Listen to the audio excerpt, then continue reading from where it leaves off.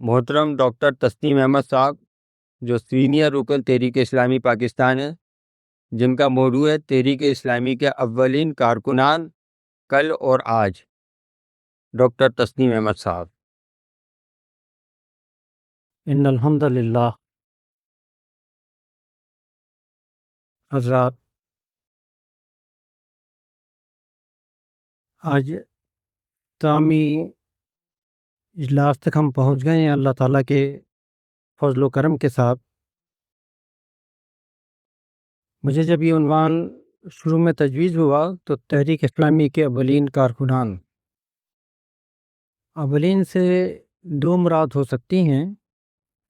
ایک وہ اولین کارکنان جنہوں نے رسول اللہ صلی اللہ علیہ وسلم کے ساتھ کام کیا، اور اولین کارکنان وہ ہو سکتے ہیں جو صف اول میں کام کرتے ہیں، اور ان کی کیا صفات اور ان کی کیا کردار ہونا چاہیے، یہ بات بھی ہو سکتی ہے۔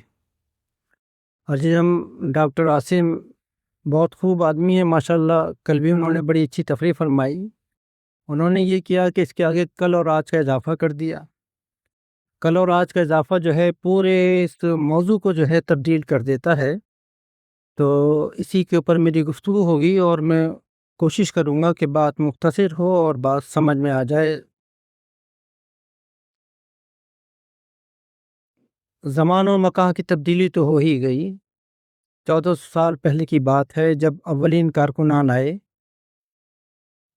مقام کی بھی تبدیلی ہے۔ وہ حجاز کی سرزمین تھی، وہاں کی اپنی روایات تھی، وہاں کے اپنے رسم و رواج تھے، وہاں کے لوگوں کے اپنے اوصاف تھے۔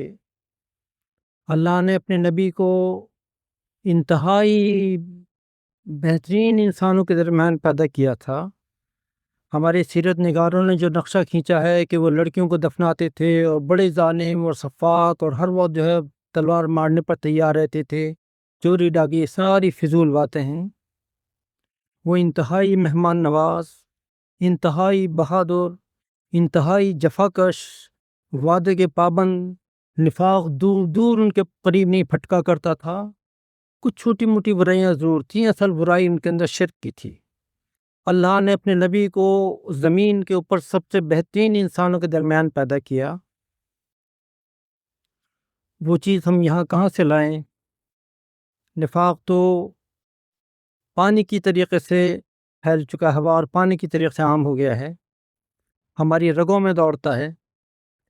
اس امت مسلمہ کی رگوں کے اندر نفاق ہی باقی ہے۔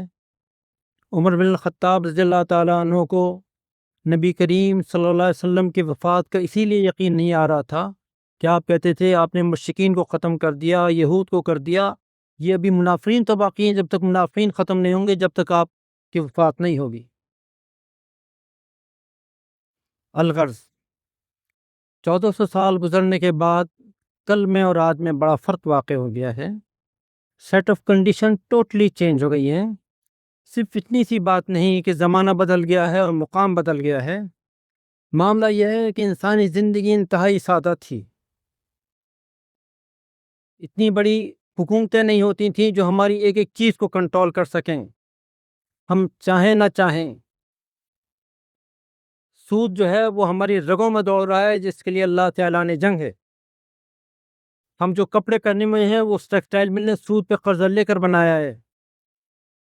پوری زندگی جو ہے ہماری اس ایک نظام باطل کے قبضے میں، ایک سسٹم کے قبضے میں ہے۔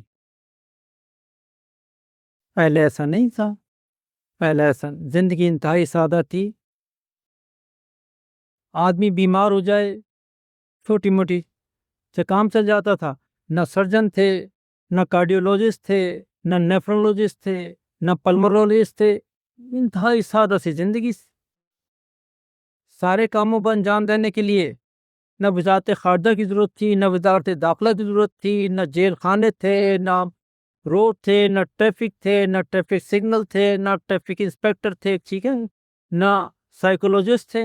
ایک ہی انسان تھا، وہ چیف آف آرمی اسٹاف بھی بن سکتا تھا، وہ بہترین سفارتکار بھی ہو سکتا تھا، وہ بہترین ڈپلومیٹ بھی ہو سکتا تھا۔ نبی کریم صلی اللہ علیہ وسلم نے جب اپنے وفود بھیجنے چاہے مختلف سلطنتوں کے اندر بادشاہوں کے پاس، 14-15 فٹافٹ وہ سب آدمیوں کو مل گئے، چلے گئے میدان جنگ کے اندر، ایک کے بعد ایک زید تم شہید ہو جاؤ تو جعفر اٹھا لیں، اور جعفر شہید ہو جائیں تو عبداللہ بن رواحہ علم اٹھا لیں، اور پھر اس کے بعد جس کو چاہو تو بنا لینا مکہ کے اندر علم دینے کے لیے۔ خیبر کے اندر ایک طرف علی جا رہے ہیں، ایک طرف حمزہ جا رہے ہیں، ایک طرف وہ جس کے ہاتھ میں علم، کوئی نہ یونیورسٹی تھی، نہ کالج تھے، نہ اتنی کمپلیکیٹڈ اس کے اندر سوسائٹی کے اندر جو آج ہے، اس سے کیا مقابلہ، اس کا کیا مقابلہ؟ کارکن وہ جو کام کرنے والا ہو۔ کام کیا ہے؟ اقامت دین۔ دین کیا ہے؟ نظام زندگی۔ نظام زندگی میں آپ کے ڈپلومیٹ بھی شامل ہیں، آپ کے سرجن بھی شامل ہیں، آپ کے چیف آف آرمی اسٹاف بھی شامل ہیں، آپ کے ایئر کموڈور بھی شامل ہیں، آپ کے نیول چیف بھی شامل ہیں، آپ کے پروفیسر، آپ کے وائس چانسلر۔ ہر شعبہ زندگی کے لیے آپ کو ایک مخصوص قسم کی تربیت درکار ہے۔ کارکن وہ جو اقامت دین کر سکے، دین جو کہ آپ کو ان سارے افراد کو چاہتا ہے، یہ سارے افراد آپ سے چاہتا ہے۔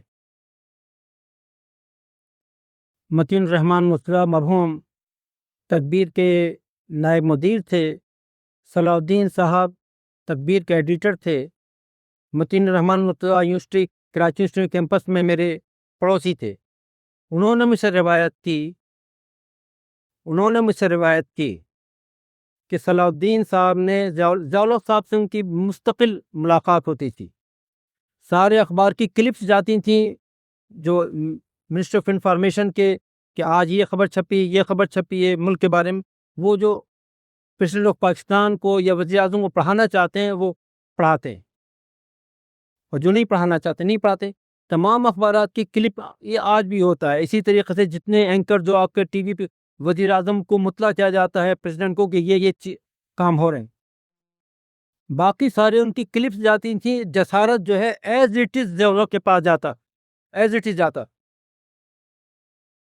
صلاح الدین صاحب نے کہا کہ آپ کے ٹی وی پر جو ہے بڑی بے حیائی ہے، آپ کے ٹی وی پر بہت بے حیائی ہے، اسے تو کچھ تو تھی۔ ضیاء نے آپ کو یاد ہوگا کہ دوپٹہ اڑا دیا تھا تمام نیوز کاسٹرز کو، ٹھیک ہے، سینہ دوپٹے سے ڈھکا ہونا چاہیے تھا۔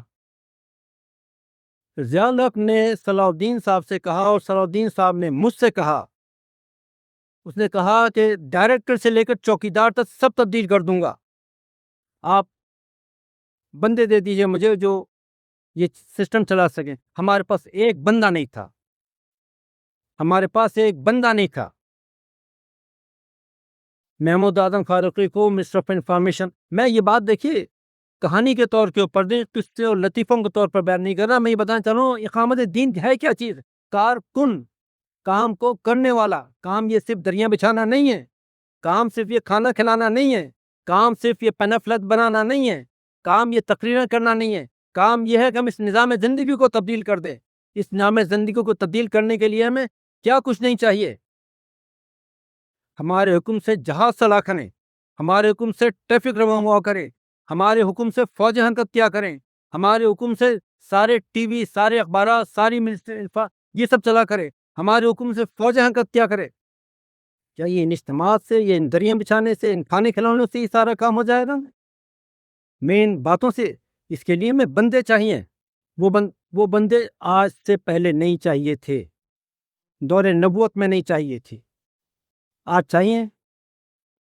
جب سید مودودی رحمۃ اللہ علیہ نے، کل کی بات کرتا ہوں اور آج کی بات کرتا ہوں، کل جب سید مودودی نے اس پیغام کو اٹھایا تو اس وقت بھی زندگی اتنی پیچیدہ نہیں تھی، سائبر اسپیس نہیں تھی، انٹرنیٹ نہیں تھا، یہ ساری جو زوم نہیں تھا، اس سارے کام ہو سکے۔ لوگ اپنے ہاتھوں سے جو ہے پوسٹر چپکا دیا کرتے تھے، اپنے ہاتھ سے بینر لگا دیا کرتے تھے، تھیلے میں کتابیں بھر بھر کر لے کر جایا کرتے تھے، لڑکیاں روزانہ جو ہے ناولیں لگایا کرتی تھیں، دکانوں سے چھپ چھپ کر پڑھا کرتی تھیں، فلمیں بھی بہت زیادہ نہیں تھیں، ٹی وی بھی نہیں تھا، ریڈیو کو لوگ سنا کرتے تھے پڑھنے پڑھانے کا۔ آج تو موبائل سے زیادہ لوگوں کو پڑھنے کی فرصت نہیں ہوتی، چیزیں ٹوٹلی چینج ہو چکی ہیں۔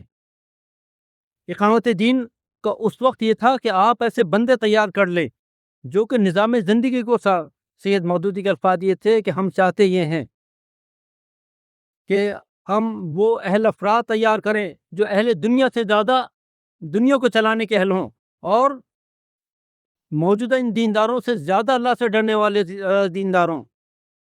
افسوس یہ ہے کہ جماعت اسلامی اس کام میں بالکل ٹوٹلی ناکام ہو گئی، اور ہم تو ناکام کیا، ہمیں تو اس کی ہوا بھی نہیں لگی ہے۔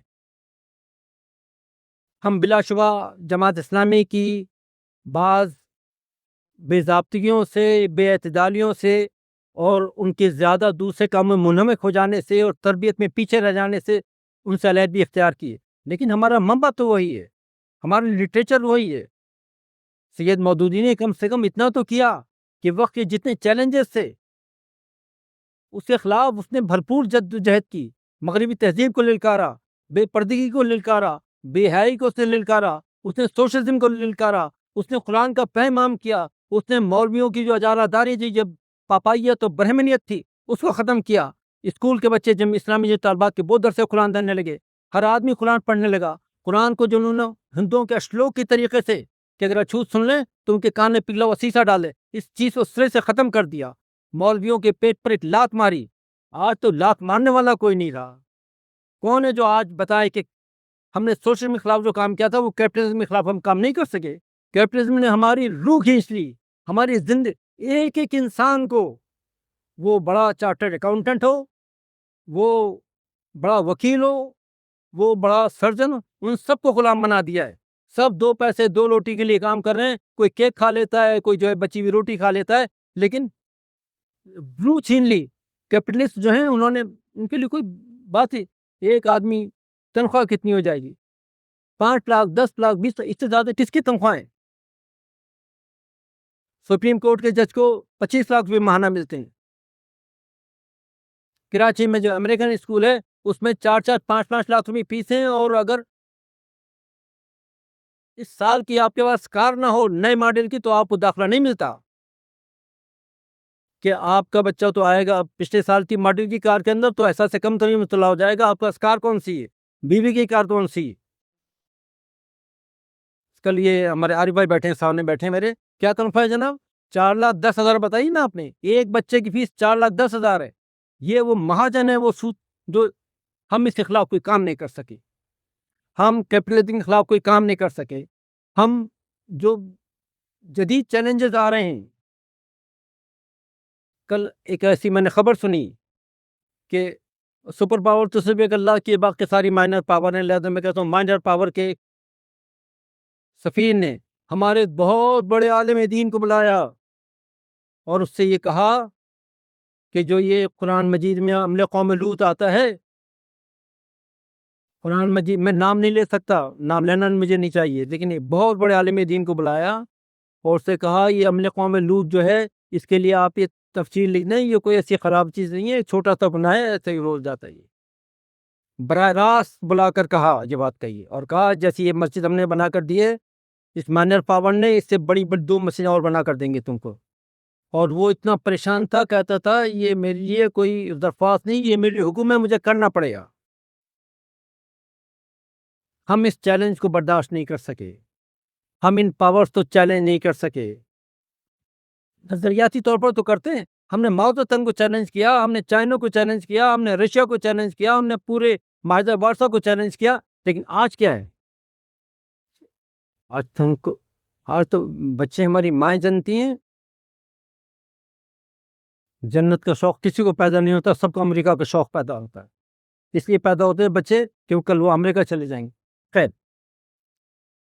ہمیں وہ کارکن چاہیے جو اس نظام کو تبدیل کر سکیں، اس نظام کو اکھاڑ کر پھینک سکیں، اتنا نہ کر سکیں تو کم سے کم اس نظام پر تنقید تو کر سکیں۔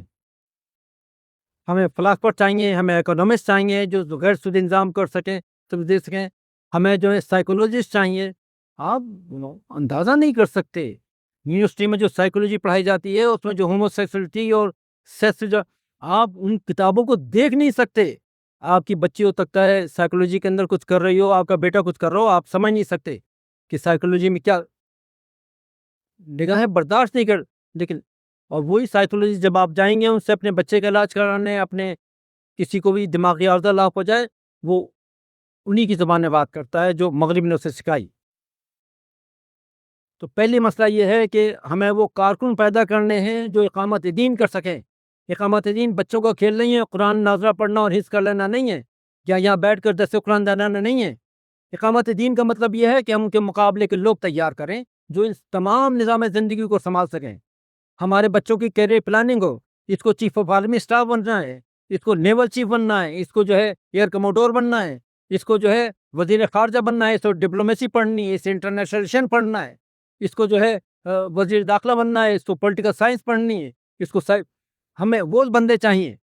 ہمارے بچوں کی ہمارے کارکن ایسے ہوں جو یہ کام کر سکیں۔ یہ کارکن ہیں۔ یہ دریا بچھانے والے اور جوتے اٹھانے والے بہت مل جائیں گے، اور پہلے ملا بھی کرتے تھے، وہ بھی نہیں ملا کرتے۔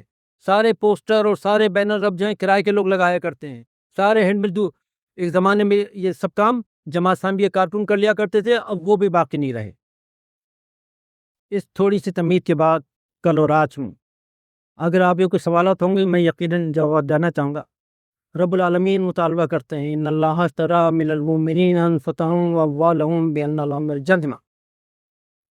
انفسهم میں انسان کی جان کے اندر اس کا نفس شامل، اس کے احساسات، اس کی نیت، اس کا دل، اس کی فکر، اس کا نظریہ شامل۔ ہم اللہ رب العالمین کو پہچانتے ہوں۔ قرآن مجید میں مختلف جگہوں پر اللہ رب العالمین کے اسماء حسنی ہیں، عزیز مقتدر، علیم الحکیم، عزیز الحکیم، عزیز القدیر۔ یہ مختلف جگہوں پر ان صفات الہی کا ہم اگر احساس ہو، ادراک ہو، تو ہم اللہ رب العالمین کو پہچان سکتے ہیں۔ اور جو ایک آیت چلی آ رہی ہے تسلسل، اس آیت اختتام میں دو اسماء حسنی آتے ہیں، ان کا اس آیت سے تعلق ہوتا ہے کہ کوئی گناہ کیا ہے تو معاف کرنے پر قادر ہے، اور قدیر بھی ہے، تمہیں عذاب دینے پر قدرت بھی رکھتا ہے اگر عذاب کا تذکرہ ہے۔ اس طریقے سے اللہ رب العالمین ہمارے اذہان کے اندر اتر جائے، ایک بات۔ دوسری بات یہ کہ ہمارے احساس میں یہ ہو کہ ہماری زندگی کا مقصد میرا جینا اور مرنا، میری زندگی اور موت جیسے اللہ کے لیے، اور پھر اس جذبے سے وہ پورا سرشار ہو جائے، وہ اس بات کو پہچانتا ہو کہ مجھے کرنا کیا ہے۔ تو یہ انفسهم کا بال، اور پھر اموالهم کا مطلب صرف آپ کو تحریک اعانت دینا نہیں ہے۔ اس مال کے اوپر جو ہے، اس کو نبی صلی اللہ علیہ وسلم فرمایا کہ دو آدمیوں پر سے حسد یعنی رش کرنے کی بات ہے، الفاظ جائز ہے۔ ایک وہ جسے اللہ نے علم دیا اور وہ اسے بانٹے، ہر کو پھیلائے اس علم کو، اور وہ جسے اللہ نے مال دیا اور اسے لٹائے اللہ کی راہ کے اندر۔ تو ہر جمعے کو خطیب کھڑے ہو کر کہتا ہے ان اللہ یامرکم بالعدل والاحسان وایتاء ذی القربی، تم دو اپنے رشتہ داروں کو، تو جب تک مال تو خرچ نہ کیا جائے بیش اپنی بچی کے لیے تو 5,000 کا جوڑا آ جائے، اور یتیم بھتیجی کے لیے جو ہے وہ 1,000 کا جوڑا ہے، اللہ کے یہاں سرخرو نہیں ہو سکتی۔ پیسے کو جمع کرنا، نبی کریم صلی اللہ علیہ وسلم نے کبھی زکوٰۃ ادا نہیں کی، پیسے کو جمع ہی نہیں کیا، پیسے کو جتنا ممکن ہو سکے اسے لٹا دیا جائے، اسے خرچ کر دیا جائے اللہ کی راہ میں۔ اور سب سے بہتر خرچ جو ہے وہ رشتہ داروں پر خرچ کرنا، ماں باپ پہ خرچ کرنا، بیوی بچوں پہ خرچ کرنا، عیاشی کے لیے نہیں، ان کی ضرورتیں پوری کرنے کے لیے، اور اس کے بعد خلق خدا پر خرچ کرنا ہے، باقی ساری چیزیں بعد۔ ایک بات، کل اور آج میں جو فرق ہے، مکے کے اندر کوئی بیت المال نہیں تھا، مکے کے اندر کوئی مہم نہیں چلی، نبی صلی اللہ علیہ وسلم نے نہیں چلائی، ضرورت بھی نہیں تھی۔ سارے قبیلے، ہر قبیلے کی اپنی الگ حکومت ہوتی تھی، اسی میں کسی کو کھانے پینے کی فکر نہیں ہوتی تھی۔ قبیلے کے پاس اگر کھانے کے لیے ہے تو کوئی کام کرتا ہے تو کرتا ہے، نہیں کرتا ہے تو نہیں کرتا ہے، کھانے کو سب کو ملتا۔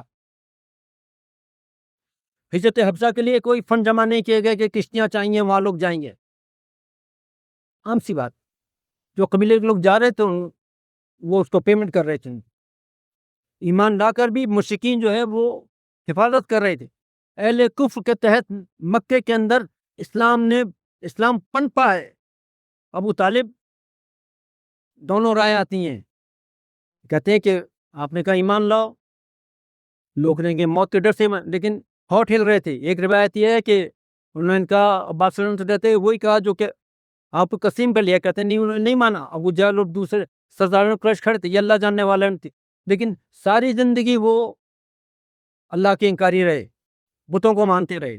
انہی کے سائے کے اندر نبی صلی اللہ علیہ وسلم ہوئی ہے۔ نبی صلی اللہ علیہ وسلم نے قرآن کہتا ہے میں تم سے مودت مانگتا ہوں اس بات کی کہ جو رشتہ داری کا حق ہے وہ تو ادا کرو۔ عباس رضی اللہ عنہ تو جنگ میں بدر میں آئے تھے لڑنے کے لیے، بعد میں ایمان لے کر آئے۔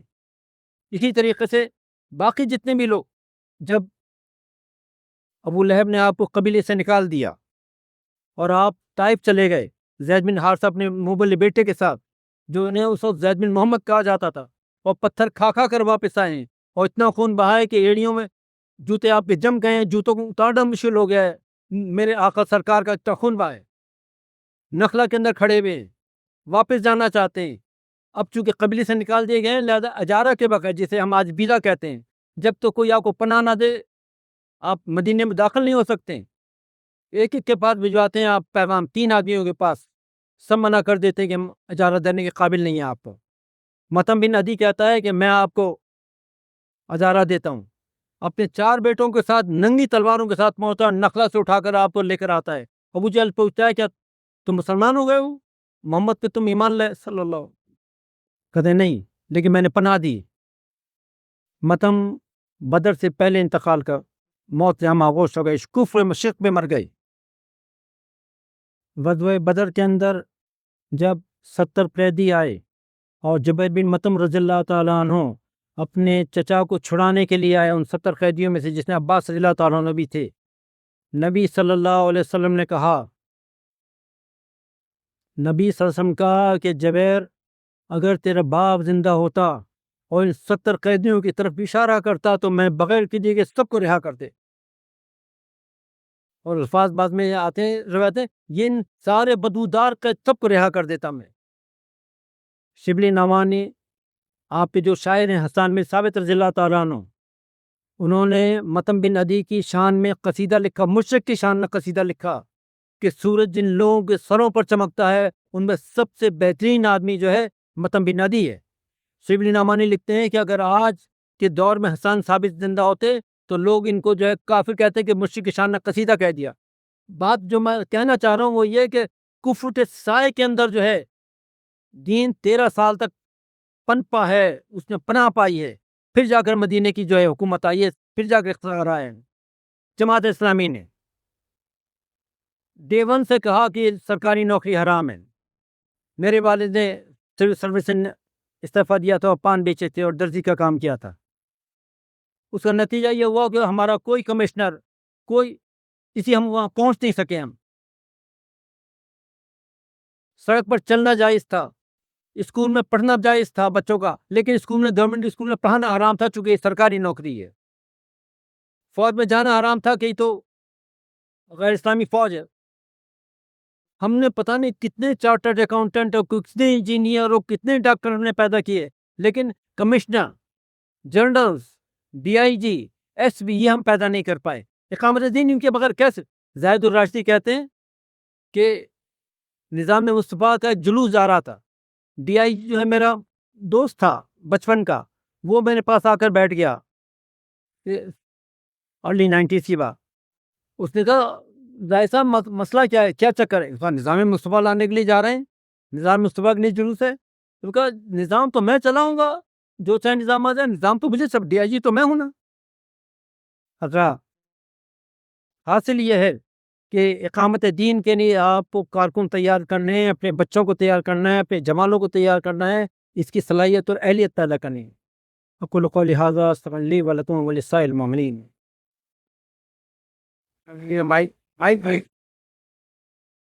سوال جواب بالکل اس میں لکھا ہے سوال جواب آپ کے ایک پروگرام کے اندر، اگر کوئی سوال ہو تو میں جواب دے سکتا ہوں۔ کھڑے ہو کر کرنے دور سے جی، تو کام آپ سے کہا کہ افراد جو ہے تیار کرنے پڑے گے، ایسے بچوں کو اسی تعلیم دینا پڑے گی جیسے اس میں ڈیری ساری کالج کی حالت ہے، تو یہ بلا نہیں جو لانگ کائن ہے تو دوسرے یہ کو تو ہونا چاہیے تیاری بان لیے، لیکن اس سے زیادہ جو کام کیا یہ نہیں ہو سکتا کہ تحریک یا قابلی جو ہے جو بیلے سے جڑنے کرنے ہدایات وغیرہ کو بھی مگر اس ہونے کے افراد ہیں، اس سے ناوت کے ذریعے تو اس سے ملاقات کر کے اگر اس کا لفظ بات پہنچا ہے تو وہ ایک بنا بنائے تیار جو ہے وہ پل بھی آنے کی امید ہوتے ہیں. جی بڑی مناسب تجویز ہے، یہ کامیاب میں کرنا چاہیے، لیکن یہ کہ آپ ان سے کم توقع رکھیے. جتنے بھی نبی آئے، جتنی عملاً یہ کہ نوجوان اٹھتے ہیں اور وہی اس کام کو کر پاتے ہیں، اور ہمیں وہ لوگ یقیناً چاہیے. گولن نے ترکی کے اندر، آج اردگان صاحب ہیں، یہ گولن کے شاگرد ہیں، انہوں نے اسکولوں کے ذریعے اس کام کو پھیلایا. اور ترکی جہاں پر اذان دینے پر پابندی تھی، جہاں ترکی ٹوپی پہننے پر پابندی تھی، جہاں اسکارف پہننے پر پردے پر پابندی تھی، جہاں داڑھی رکھنے پر پابندی تھی، جب عصمت انونا کی حکومت آئی ہے پہلی مرتبہ اور اذان ہوئی ہے تو لوگ تڑپ تڑپ کر زمین پر رو رہے تھے، بوڑھے لوگ جنہوں نے 20 سال بعد اذان سنی تھی. ان اسکولوں نے ایک انقلاب برپا کر دیا. اردگان کی بھی تو آپ کو ہم ان کو بھی کریں، ریٹائرڈ لوگوں کو بھی کریں، لیکن ساتھ ساتھ پلاننگ ہونی چاہیے کہ یہ میرے 20 بچے ہیں اور یہ ہم چیف آف آرمی اسٹاف کے لیے تیار کرتے ہیں. چیف آف آرمی اسٹاف نہیں بنیں گے تو یار کیپٹن تو بنیں گے، بریگیڈیئر تو بنیں گے، کرنل تو بنیں گے. آپ کہیں ہم چیف جسٹس بنانا چاہتے ہیں، چیف جسٹس نہیں، سیشن کورٹ کے جج تو بنیں گے، یار اچھے وکیل تو بنیں گے. ہم کوشش تو کریں. اقامت دین جو ہے ایبسٹریکٹ چیز نہیں ہے، یہ دریا بچھانا خالی بلا شبہ یہ بھی ایک کام ہے، لیکن وہ دوسرے کام نہیں.